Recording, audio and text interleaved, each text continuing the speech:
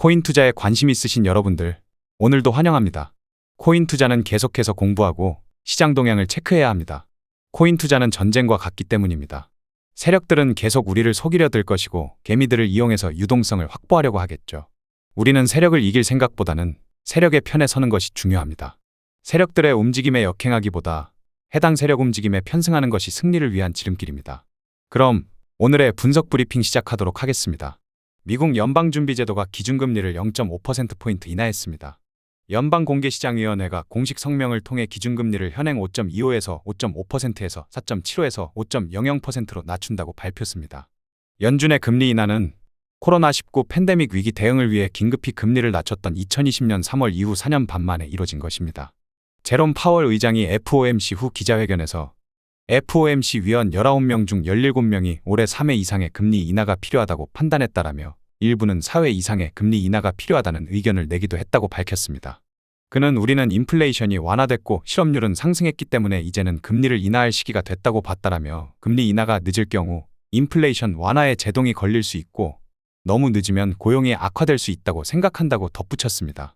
미결 제약정은 수익이 실현되지 않은 포지션을 의미하며 언젠가 수익 실현이 될 물량을 의미합니다.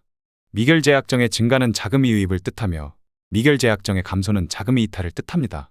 미결 제약정의 흐름을 통해 자금이 유입과 이탈 방향을 찾아보실 수가 있는 것이죠. 전체 미결 제약정의 거래소 분포 흐름을 보자면 1위가 CME 거래소이며 비율 29.41%를 차지하고 있습니다. 2위는 바이낸스 거래소이며 비율 21.88%를 차지하고 있습니다. 3위는 바이비트 거래소이며 비율 14.37%를 차지하고 있습니다. FOMC에서 금리 인하가 비컷이 결정되고 코인 시장에 막대한 자금이 유입되었습니다. 미결 제약정이 크게 상승하기 시작한 것이죠. 그만큼 세계인들은 여전히 코인 시장에 막대한 관심을 갖고 있음을 보여줍니다. 이러한 관심이 추후의 상승의 원동력이 되는 법이거든요. 한결같이 말씀드리고 있습니다. 지금은 매수 우위인 시장입니다. 특히 9월은 최적의 매수 시기임을 여러 번 강조드리고 있습니다. 물론 시장의 가장 중요한 변곡점에서 세력들의 흔들기가 가장 많이 나오는 법입니다. 9월 지나기 전에 마지막 흔들기가 나올 수 있겠으나 우린 그 흔들기에 흔들리기보다 오히려 기회로 생각하시고 조정 나올 때마다 매수로 대응해 보실 수 있겠습니다. 가상자산에 있어 알트코인들의 상대적인 위치가 어디쯤인지 알 수 있는 알트코인 인덱스입니다. 알트코인 인덱스상 최하단 영역에 도달하였습니다. 해당 지표상으로는 알트코인의 상대적인 위치는 바닥을 의미하고 있습니다. 저는 정말 한결같이 9월은 알트코인을 매집할 중요한 시기임을 여러 번 강조드리고 있는데요. 앞으로 비트코인은 단순 박스권 및 횡보만 하더라도 알트코인들의 반등세가 꾸준히 터져 나올 것이라 판단합니다. 시장의 주도권이 비트코인에서 알트코인으로 넘어가는 것이죠. 괜히 정신사납게 샀다 팔았다 하며 물량 잃기보다 매매 기준점 명확히 잡아놓고 원칙대로 임하시는 게 좋겠습니다. 9월 내내 알트코인 매수 시기임을 여러 번 강조드리고 있는데 훗날 한참 알트코인 오를 대로 다 오르고 나서 지금이라도 살까요? 문의하시는 분들이 꼭 나오는데 그런 분들에게 제가 해줄 말은 없습니다. 어차피 못 사는 사람은 평생 못 사고 다소 리스크를 짊어지고 도전에 응하시는 시장 참여자들이 결국 돈을 벌게 되겠죠. 그렇다고 무작정 존버하지 않습니다. 혹시라도 시장에 이상 징후가 나온다면 손절이 발생할지라도 과감하게 손절 결정을 내릴 것입니다. 그 전까지는 알트코인 매집 관점은 유효합니다. 해당 점유율 차트는 가상자산 시장에 있어 비트코인이 가지고 있는 점유율과 알트코인이 가지고 있는 점유율을 살펴볼 수 있는 차트입니다. 현재의 흐름은 비트코인의 점유율이 지속해서 고점과 저점을 높이며 상승해 나가고 있습니다. 시장의 주도권을 비트코인이 가지고 있음을 의미하며 알트코인의 시장 영향력이 약세함을 의미합니다. 지금 당장은 알트코인에 별다른 매수세가 나오지 않고 있으나 저는 오히려 이것이 더욱 긍정적으로 보여질까요? 비트코인이 상승하는데 알트코인이 큰 반응이 없으니 온갖 커뮤니티에서는 알트코인을 매수하면 안 된다며 알트코인 매수홀더분들을 조롱하는 글들을 심심찮게 찾아볼 수 있습니다. 오히려 좋습니다. 어차피 시장 참여자 모두를 태우고 강세 시장으로 넘어갈 수 없습니다. 포기할 사람은 빨리 떨궈내고 엉덩이 가볍게 해서 출발하는 법이죠. 알트코인들은 한번 움직이기 시작하면 어차피 그간 내린 하락폭을 모두 집어삼키며 단기간에 금방 치솟습니다. 나중에 한참 상승한 다음 진입하려고 기웃기웃거려도 매수 진입점이 아쉬울 뿐이죠. 결승점이 얼마 남지 않았습니다. 결승점을 앞두고 마지막 흔들기가 나오더라도 해당 흔들기에 휘둘리시기보다 오히려 기회로 활용하심이 좋겠습니다. 이제부터 비트코인의 심층 분석을 안내드리겠습니다. 중장기적인 거래 전략을 모색하기 위한 주간 차트입니다. 주간 차트상의 오더플로우 흐름은 강세 추세입니다. 비트코인의 내부적인 기간 조정이 상당히 길어지고 있습니다. 그간 가격이 엄청 움직인 것 같이 보여도 주봉으로 보자면 단순히 내부 보합세 및 박스권이 진행되고 있을 뿐이죠. 다만 저는 이제부터 슬슬 비트코인이 횡보 보합세 움직임만 보여주더라도 알트코인들의 강한 반등 움직임이 나올 것으로 예상하고 있습니다. 비트코인이 상방으로 치고 달려나가기만 해준다면 더욱 좋겠죠. 비트코인의 보합 및 통합세가 길었던 만큼 그것은 강한 매수원 동력으로 전환될 것입니다. 해당 차트는 비트코인의 일봉 차트입니다. 일간 차트상의 오더플로우 흐름은 약세 추세가 진행 중입니다. 그러나 일봉상 단기 하락 추세선을 상방 돌파하며 좋은 흐름을 만들어가고 있습니다. 하락에 대한 유동성을 해소하였기에 단기 눌림은 가능하겠으나 해당 단기 눌림은 크지 않을 것이고 짧은 단기 눌림 후 비트코인은 상방으로 더욱 크게 치고 달리게 될 것이라 보여집니다. 그간 중요한 저항 레벨은 65,000달러이라고 강조드렸는데 결국 이번에 65,000달러를 뚫어내느냐가 핵심이겠죠.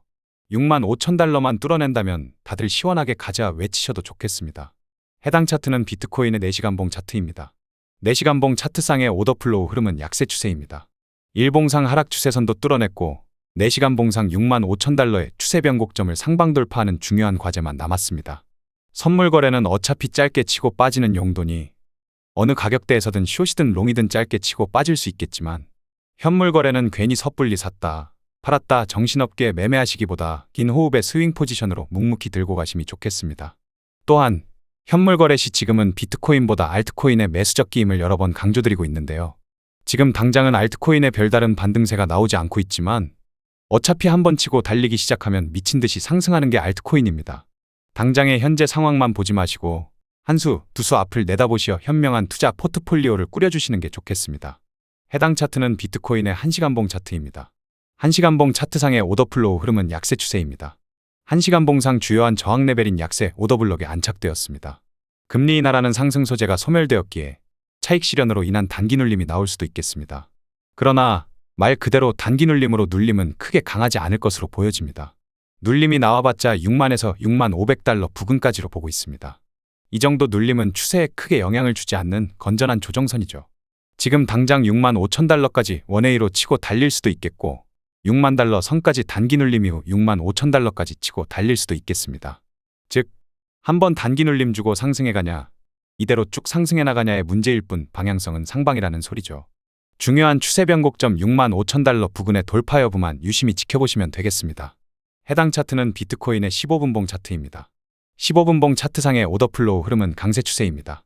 비트코인이 다시 한번 단기 고점을 경신하면서 강세 오더블럭이 생성되었습니다. 해당 강세 오더블럭은 6만에서 6만 500달러 부근입니다. 단기 눌림이 나올지라도 해당 강세 오더블럭에서 강한 반등세가 나올 가능성이 높겠습니다. 혹 매수 자리를 찾고 계시다면 당장의 추격 매수보다는 해당 강세 오더블럭 영역에서 시장 가격 움직임을 확인해 주시길 바랍니다. 금일의 주요한 유동성 가격대를 확인해 보겠습니다. 우리가 유동성을 확인하는 이유는 무엇일까요? 세력은 결국 유동성을 목표로 움직이게 됩니다.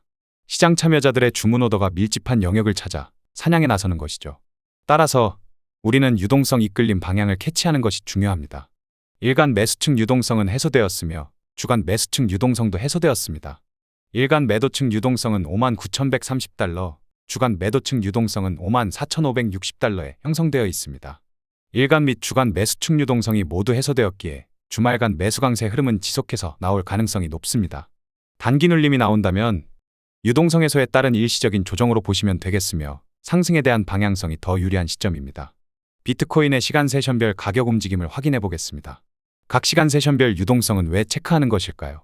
아시아 세션에서는 일본 엔화, 한국 원화 등의 유동성이 크게 나오는 세션입니다. 해당 시간 동안 아시아의 유동성이 가장 활발하며 미국 달러는 해당 세션 동안 대부분 통합 및 보합되는 경향이 있습니다. 뉴욕 세션에서는 미국 달러의 가장 많은 거래량과 유동성을 제공하며 해당 세션 동안 아시아의 통화는 대부분 통합 및 보합세를 보이게 됩니다. 즉, 가격과 시간은 긴밀한 상관관계가 있다는 것이며 각 시간대 세션별로 유동성을 체크하는 것은 기술적 분석의 시작입니다. 그럼 세션별 흐름을 살펴보도록 하겠습니다. 아시아 세션에서 아시아 로우값과 아시아 하이값을 통해 유동성을 만들어냈고 런던 세션에서는 아시아 범위 내에서 큰 움직임은 없었습니다. 뉴욕 세션 오전장에서는 큰 움직임이 없었으며 오후장에서는 B컷 금리 인하가 발표되고 강세 흐름을 보여주었습니다. 일간 바이어스 흐름은 59,130에서 6만 500달러 가격대에서 매수 축적이 이루어졌으며 6만 2,500달러 부근에서 매수 포지션에 청산이 다소 나오고 있으나 그 흐름이 강하진 않습니다.